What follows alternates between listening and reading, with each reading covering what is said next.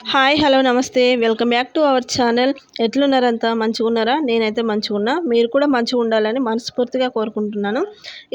ఈరోజు వ్లాగ్ ఏంటంటే తాన్వి వాళ్ళ స్కూల్లో సంక్రాంతి సంబరాలు జరుగుతున్నాయి. అందుకని తాన్వి వాళ్ళని రెడీ చేసి స్కూల్కి అయితే పంపిస్తున్నాను. ఈ రోజుతో స్కూల్లో లాస్ట్ డే.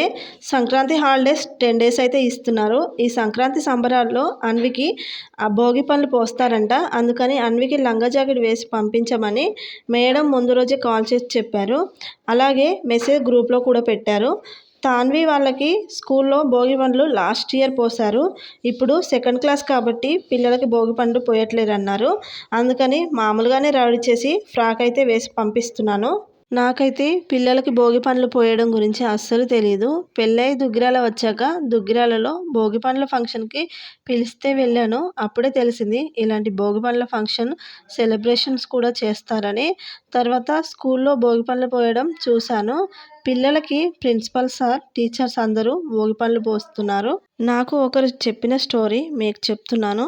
పూర్వం విష్ణుమూర్తి రేగుపండ్ల తోటలో ఇసుకతో శివలింగాన్ని తయారు చేసి పూజలు చేయడం ప్రారంభించారు. ఇలా పూజలు చేయడం వల్ల విష్ణుమూర్తికి శివుడు ప్రత్యక్షమై వరమిచ్చాడంట. ముక్కోటి దేవతలందరూ విష్ణుమూర్తికి రేగుపండ్లతో అభిషేకిస్తారు. ఆ సమయంలో విష్ణుమూర్తి చిన్నపిల్లాడిలా మారి అభిషేకాన్ని అందుకుంటారంట. అందుకే చిన్నపిల్లల్ని విష్ణుమూర్తిగా భావించి రేగిపండ్లు పోస్తారు. ఇలా పోయడం వల్ల పిల్లలకి నరదిష్టి తగలకుండా ఉంటుంది. అలాగే పిల్లలకి జ్ఞానం కూడా పెరుగుతుందని తెలిసింది. భోగి పండ్లు పోసేటప్పుడు రేగుపండ్లతో పాటు అందులో బంతి పువ్వు, చేమంతి పువ్వుల రెక్కలు, చిల్లర వేసి పిల్లలకు కొత్త బట్టలు వేసి రెడీ చేసి ఇరుగు పొరుగు వాళ్ళని పిలుచుకొని వాళ్ళతో పిల్లలకి హారతి ఇచ్చి దిష్టి తీసేసి రేగుపండు తీసుకొని పిల్లల చుట్టూ 3 సార్లు తిప్పి తల మీద పోస్తారు. రేగుపండ్లతో దిష్టి తీస్తారు కాబట్టి వాటిని తినడానికి ఉపయోగించకూడదు. ఇది భోగి పండ్లు పోయడానికి గల రీజన్. నాకు తెలిసిన ఆంటీ అయితే చెప్పారు. తప్పు ఏమైనా చెప్పానా, ఇంకా స్టోరీ ఏమైనా ఉంటుందా కామెంట్ చేసి మాత్రం ఖచ్చితంగా చెప్పండి. నేను తెలుసుకుంటాను. నాకు తెలియదు కాబట్టి.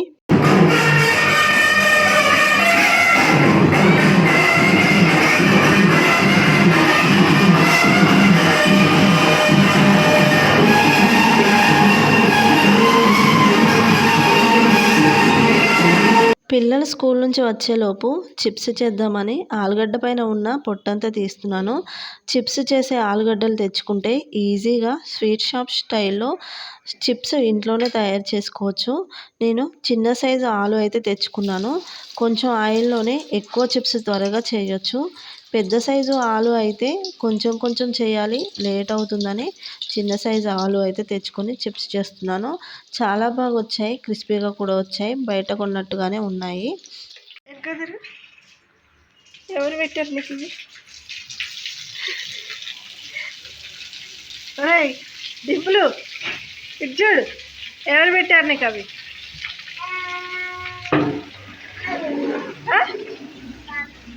నేను ఎక్కడ పెట్టాను? నేను పెట్టలేదు కదా, జుట్టేసాను అంతే.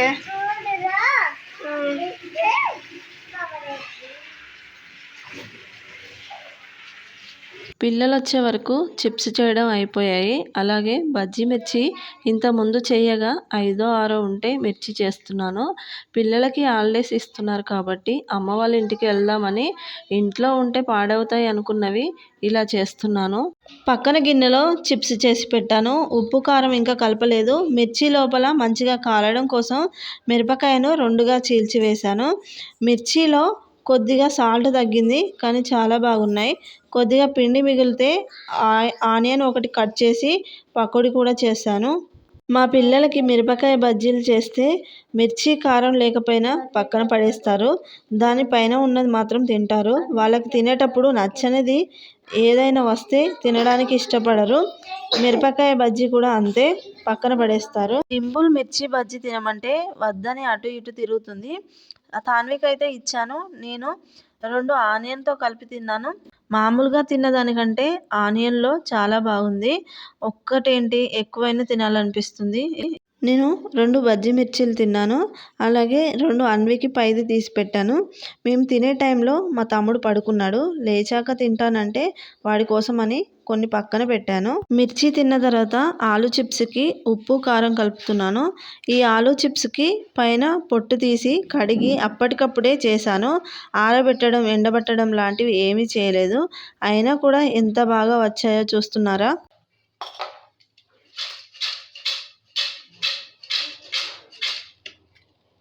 ఇక్కడ సౌండ్ విన్నారు కదా, ఎంత క్రిస్పీగా వచ్చాయో. మీకు సౌండ్ వినిపించడం కోసం ఆ క్లిప్ అయితే యాడ్ చేశాను.